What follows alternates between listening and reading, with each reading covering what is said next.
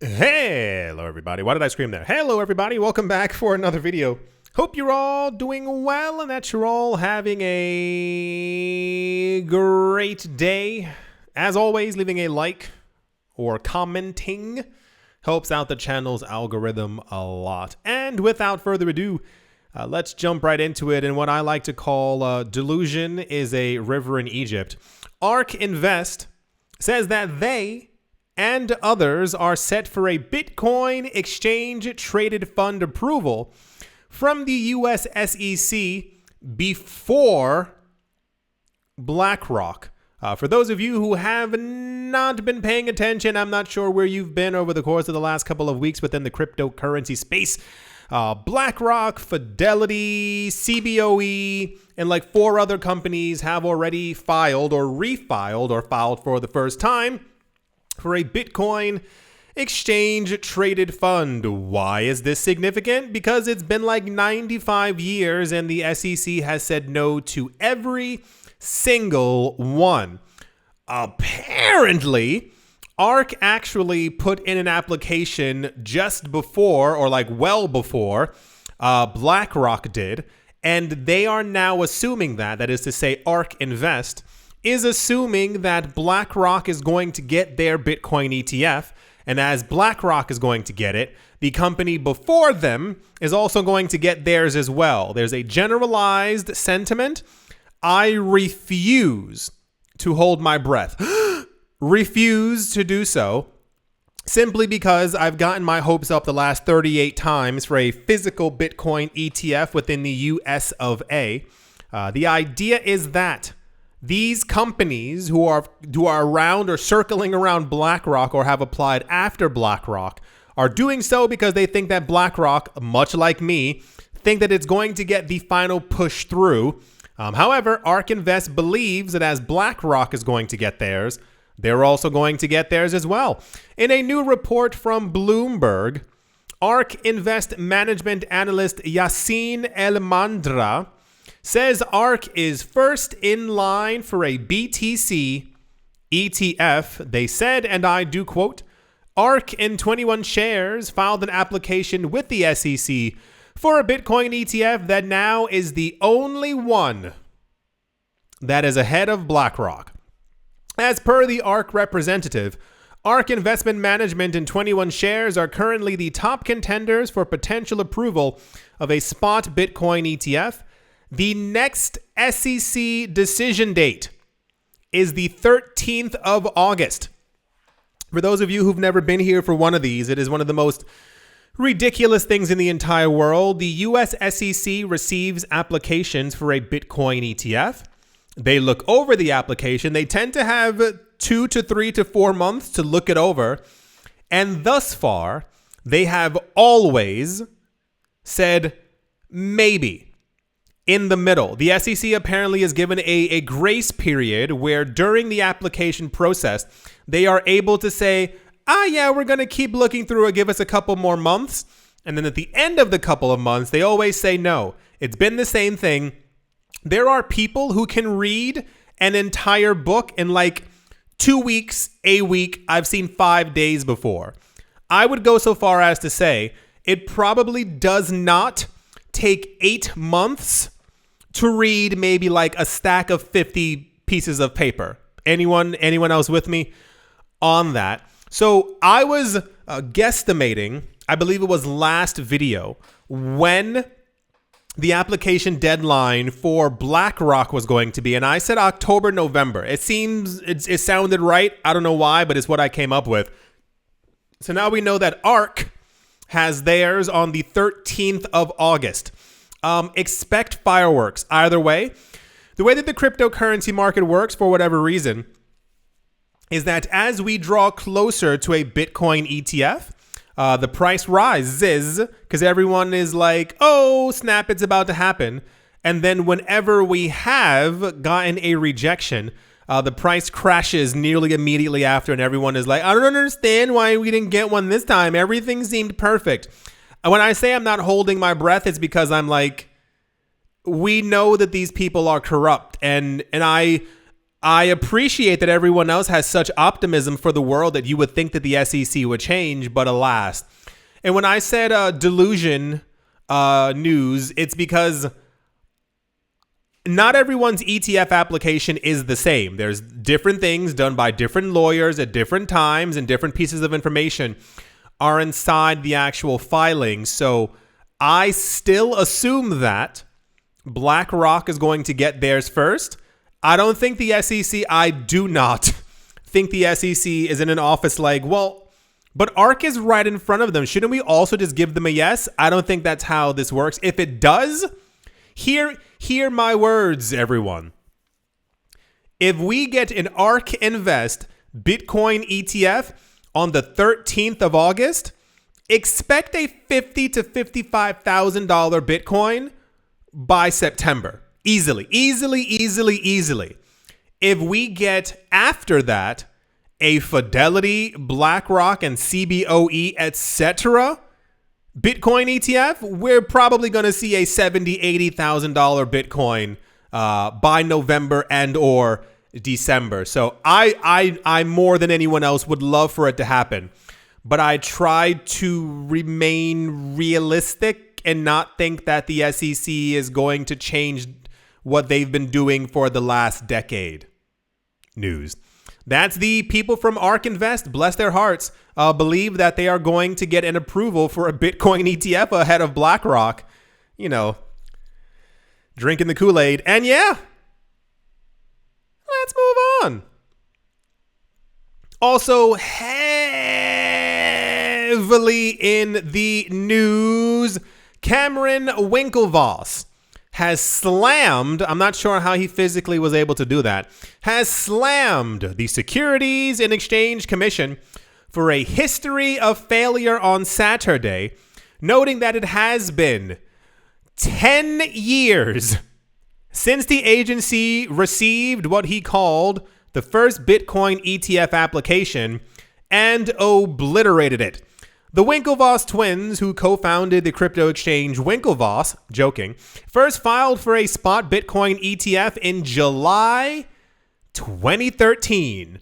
I kept on saying 2012, 2013, 2014 in the other videos because I couldn't remember. 2013. It has officially been 10 years. Nothing but rejections from the SEC. Moving early to establish an investment vehicle that tracks the price of Bitcoin and trades similarly to stock on exchanges like the NASDAQ. The Winklevoss's initial filing, along with the second attempt in 2018, was ultimately rejected by the SEC, while futures-based Bitcoin ETFs have since gotten a regulatory green light in the US. For those of you who missed it, the only reason why the US has ETF futures for Bitcoin is because the ETFs were assumed that they would actually lower the price of Bitcoin, as a number of institutions would be shorting the price of Bitcoin. I tinfoil hattily assume that they made sure that they had enough institutions who would bet against the price of Bitcoin and therefore lower the price when the actual ETF futures became a thing, which is exactly what ended up happening because everyone else was so optimistic. You can find the news. We found this out from the previous CFTC commissioner, who explained the only reason why the US actually has futures ETFs for Bitcoin. It's because they said that they expected that it would cool off the price of Bitcoin as larger institutions would basically manipulate the price and lower it. And this is why for 2 years, we kept on having news that every time that a fund was expiring on a Friday, that Bitcoin's price had to fall and had to match it. Price manipulation, it's been there for a very long time.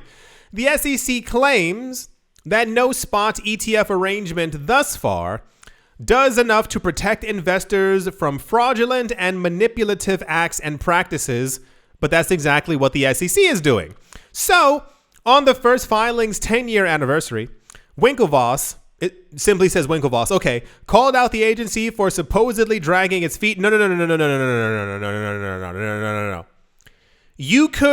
I could place you, I could take you from wherever you live right now and literally put you on the other side of the world. Think about it. the exact opposite of the other side of the world from where you live, you could drag your feet and walk home, and it would not take you 10 years. Think about that. Recognizing every other application for a spot-based Bitcoin ETF has been stifled as well. Major news, I think this is... I think a lot of people in the cryptocurrency space admire very boring people. Not that that's not being me, that's not being shady, but it's you understand what I'm saying. And I think it's things like this when one of the Winklevoss comes forward and he's like, yeah, SEC's been taking forever, and everyone's like, whoa, he slammed him, and it's like he's just saying factual information. He's not saying anything real, but you know, a lot of people also like Elon Musk, so I kind of put it in that same category. Like, very bland, very business-based. They don't really do anything. They say that they're doing something, but nothing ever actually ends up getting done. So, you know, the Winklevoss belong to a very large group of individuals who assumed years ago that because they were wealthy and trying to do something first within the us, that's the United States, that basically the SEC would fall over themselves, the SEC, and say, please, we need you, Winklevoss twins, to file a Bitcoin ETF. But I mentioned before, this was like 2019. I was like, just leave the US, go somewhere else, do business in England, go to Australia, open up an office in Japan somewhere. And this is now what they're all doing. Because it's these little things. So typically sometimes what works-ish in the financial world is like, if you're as big as JP Morgan Chase, if you're as big as Fidelity, and something happens to your company that you don't want to happen, you go on the news and you have something on CNBC where you say, well, yeah, we see that the SEC is being very unfair to American individuals, and they're not making as much money as they could because of the SEC. And because of the weight of Fidelity, BlackRock, and JP Morgan Chase, policies get changed all the time. So a lot of people within the cryptocurrency space, I believe, think that they can kind of go on TV, talk negatively about the SEC, and they think that the SEC will go, I don't like them talking bad about us. We got to change our policies. That's not how it works. You don't run the world yet. So anyway, cool. The Gemini twins have said that they don't care for what the SEC is doing because they probably wanted to be the masters of Bitcoin. You all saw the Facebook movies, right? From what I can gather from those movies is that they want to be at the top of everything. So I assume that the news that back in 2012, for those of you who missed it, back in good old 2012, before the world completely collapsed, it was known that the Winklevoss twins back then had over 200,000 Bitcoin. So we can assume that they have a fair amount more. I assume that they were like, we have so many Bitcoin, let's make sure that we have the first Bitcoin ETF.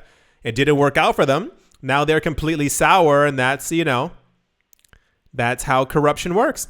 That's the SEC's mean. It won't give us a Bitcoin ETF news because they're corrupt, which they are, news. And yeah, let's move on.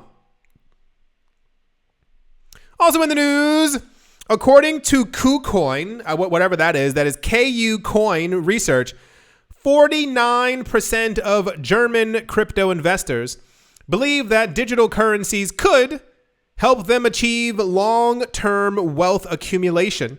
Every fourth person thinks the asset could serve as a store of value amid the current economic turbulence. I don't think that, we've seen what happens when the economy goes down. Crypto also slams right down with it. Most German crypto investors fall into the Generation Y category, also known as millennials, those born between the 1980s and the late 1990s, people who became an adult as the millennium happened. The survey revealed that millennials account for, 51% of the total number of cryptocurrency investors in Germany, while Generation X, Those in their 40s and 50s is second with roughly around 30 percentile points. Digital assets are usually an interesting matter for youngsters. Who writes youngsters? Okay. As they are more often open-minded towards innovations. However, Generation Z, or Z, those aged between 18 to 25, represents only 19% of all Germans with exposure to the cryptocurrency market. Germany, for those of you who missed it or simply don't understand why this would be news, Germany's like kind of the it place within Europe, them and Portugal for cryptocurrencies. We went over that, and I had another video on the other channel. For those of you who don't know, it's called Money Rules. You should be watching it. Portugal, I believe, still has a 0% tax rate for crypto. I didn't stutter there. It is zero. It is literally, if you are a resident there and you live there, you know, I think you can also get residency if you buy property. Don't quote me on that, but I think they have one of those kind of things as well. And you live there and you cash out of your crypto, it's 0%. Germany also, I've looked into it. They have a very interesting tax structure, which basically is great if you have money. If you own property in Germany and you live inside of it and you sell it after 3 years, you pay 0% in taxes. If you have gold and collectibles and you hold those for a year and you sell it, you pay 0% in taxes. If you have crypto and you hold it for 1 year and you sell it, that's right, pay 0% in taxes.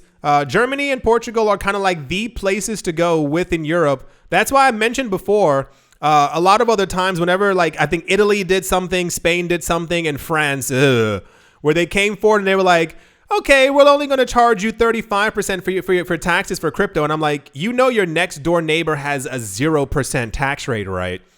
Anyway, cool. So apparently a lot of people are collecting crypto. There's no like survey numbers, like exactly how many people.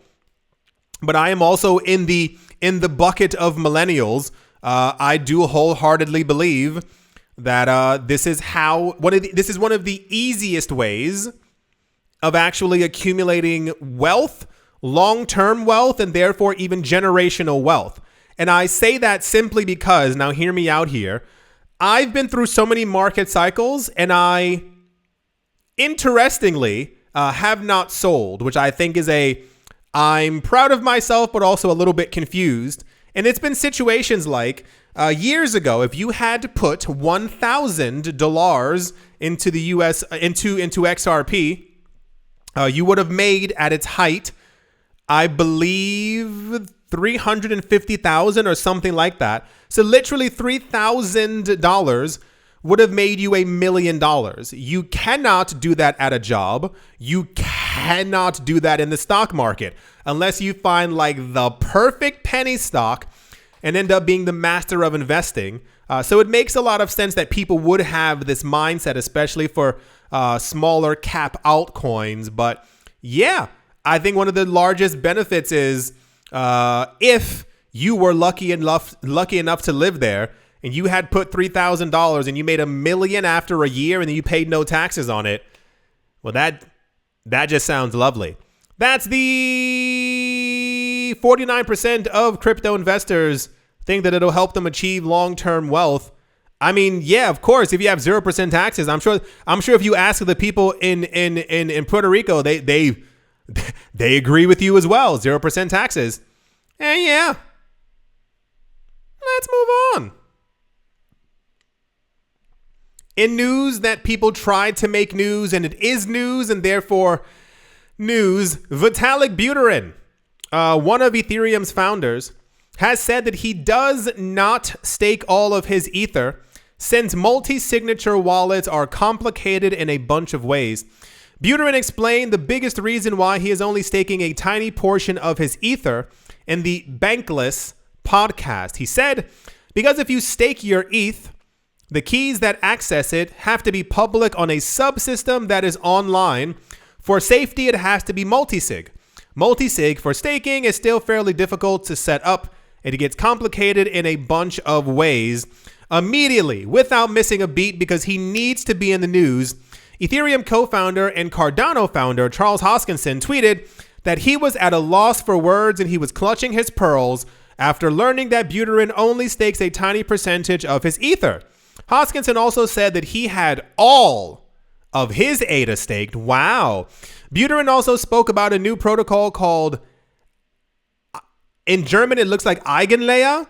Is not engine layer, which lets Ethereum validators and stakers restake their assets on other new networks. So the news is Vitalik Buterin announced that he doesn't stake all of his Ether because it's his money. He can do whatever he wants. But he also said that it's fairly difficult to do so. And he wants to make sure that his Ether is completely safe as it stakes, because he doesn't want it to be on like a simple thing. He wants it to be multi-signature. But for whatever reason, he's not doing it multi-signature at this point. And then Hoskinson came forward and, of course, tried to kick up as much dust as possible on Twitter to let everyone know what Vitalik Buterin wasn't doing. See what I did there? And how he, Charles Hoskinson, has all of his ADA staked, and therefore Cardano's better and he's a better person at life. One of the most popular news stories. I wish I was joking, but you know how it goes. Crypto news is never normal. It's always lightly toxic in multiple different ways. So cool. Vitalik Buterin is doing what he wants to do with his own money because it's his. I'm pretty sure some of you have Ether and you're not staking, so I'm not going to point the finger at you and shame you. It's your money. You figure out, you do what you want with it because it's yours. And Charles Hoskinson made sure to once again make fun of someone and talk about how he was at a loss for words, as opposed to just being like, dude, like, you're both billionaires. Who cares? Like, I can't imagine being a billionaire and taking so much time out of my day to write on Twitter as much as Hoskinson does. I literally don't get it. Go to your island. Like, hire like 50 people to come. And anyway, that's the Charles Hoskinson is shocked and appalled and at a loss for words because Vitalik Buterin doesn't feel like setting up a multi-signature wallet to stake his coins. News. Okay. Let's move on. Also in the news, Brian Armstrong, the CEO of Coinbase, and Jack Dorsey are upset at Apple because Apple just recently got rid of a cryptocurrency app that used Bitcoin payments on it. Remember, we were talking about this like 3 weeks ago, and Apple was like, hey, get it off our platform unless you change a couple of things, and then nothing was changed. And then it got removed. And then Bitcoin maximalists are like, why? You can't do that. But I'm like, it's Apple. They're a centralized company who can do what they want, when they want, how they want, because they're a centralized company. Crypto should, but it's not anymore, should be about decentralization so that we can get away from the corporations and the companies and live a free life. However, people within the cryptocurrency space are constantly shocked when they find out that a company who is centralized and has a physical location does what they want because they're a company. Like years ago when people would be shocked at what Coinbase was doing. People were like, hey, that's not decentralization. And Coinbase was like, we're a company. So anyway, cool. This is very similar to the Winklevoss thing, where you simply believe that you are rich enough to tell Apple what they should and should not do. Do you think Mr. Cook is going to be like, whoa, Brian Armstrong sent us an email? Jack Dorsey said what? Oh, no. We have to change our whole process right now. That's not. Apple is a $3 trillion company. That is trillion with a T. Look it up. I'm going to assume they do not care about people who are worth about $4 billion. Just gonna throw that out there. That's the Brian Armstrong and Jack Dorsey slammed once again Apple's App Store for their crypto clamp down. Just why don't you guys make your own company that makes their own apps? Why don't you guys make your own tablets that are decentralized and allow people to use crypto? then we'd have a whole new system and wouldn't have to worry about Apple. Yeah, see, no one's going to do that, though. That's the, rich people talking to richer companies news. Yeah. Let's move on. In what can only be described as news, Dior, the renowned luxury fashion house, has announced their foray into blockchain. For those of you who missed last year, every luxury brand is currently into blockchain. Every. For those of you who missed it, Louis Vuitton has a metaverse. I think they have a metaverse app. Louis Vuitton also has NFTs. They just recently released a $42,000 luxury trunk that is an NFT. Every single fashion house that is, big is into crypto. The brand is introducing a new men's footwear line that introduces a unique, encrypted, online authentication system and corresponds to a digital twin NFT. It says this innovative approach, sure, why not, is set to revolutionize the luxury fashion industry. That's a stretch. Offering its customers a new level of authenticity and exclusivity. That is something. A lot of companies, whether they openly announce that they're getting into NFTs or not, NFTs will be used in the fashion world because of bootlegs and because of, the word is bootleg. I can't think of the other word. Fakes? Yeah, I'll say fakes. Sure, why not? The idea is that every item in the future from a luxury brand will have like a tag somewhere on it, an inscription that is a QR code that if you scan it, you can actually go to the actual NFT to see that it was minted by the company and that it's not simply a replica of something else. That's kind of the generalized idea. The new sneaker is going to be called the B33 sneaker, a part of Dior Men's Fall 2023 collection, and its first product to feature this technology. Here's the tweet for it right here. And there's the seemingly normal looking shoe. I was expecting something a lot more glamorous with like diamonds or, bells in the back as you walked. Apparently you can get them online from the 6th of July. Fantastic. Blah, blah, blah, blah, blah. Yeah, this was also very popular news. Anytime that any company gets into the cryptocurrency space, people end up loving it. Does it say it anywhere around here? Oh, it has color. Wow, look at that. $9,000 and has color. There we go. So apparently there will only be 470 of them, and each pair will have an NFT, and they're going to be minted on the Ethereum blockchain. That's the most important part, is that another fashion company, all the fashion companies thus far are all making stuff that is exclusively on the Ethereum blockchain, which you would kind of assume to be normal because Ethereum is the largest blockchain in the planet. I told you companies were into that decades ago, and now I guess everyone's finally coming to the realization that Ethereum is not this like passing trend that's going to disappear. Ethereum is going to be with us for a very, very, very long time. Apparently the shoes will be 1,100 pounds and 1,350 US dollars. So cool. Another luxury fashion house. I think that should be all of them. Gucci has NFTs. Dior now has NFTs. Louis Vuitton has NFTs. Prada? I don't know if Prada has them. What's the other one? What am I missing? Balenciaga? I don't remember. And there's one more like mega fashion brand. Chanel? I think Chanel also, there were a bunch of companies last year who were buying land in the metaverse as well. I think they were all buying it on Sandbox. You can look that one up as well if it at all interests you, if you're worried about which fashion brands are currently in the metaverse. Yeah, so cool. The news is Dior now has NFTs and they're putting them on top of the Ethereum blockchain, and Ethereum gets more usage, and you kind of know what happens from there.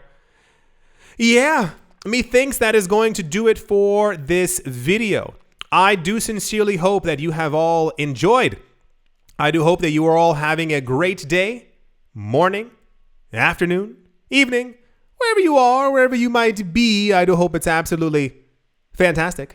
Thank you all once again for watching, listening, liking, commenting, and or supporting, and I will most certainly be talking to you all soon.